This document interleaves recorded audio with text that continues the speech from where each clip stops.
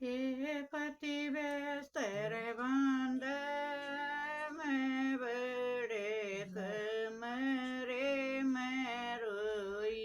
ये पति व्यस्त तेरे दे में बड़े कमरे में रोई। सच्ची सच बता दे रे गोरी के दुख से घर मारे। मैं सच्ची सच बता दे रे गोरी के दुख से घर रे मेरे मन जल दिवत दे गडी कटे में कैसे रे न जल दिवत दे गडी कटे में कैसे।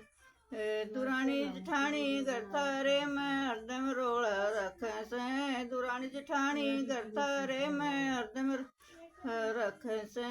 ओ तेरी माँ कलियरी जलती ने वो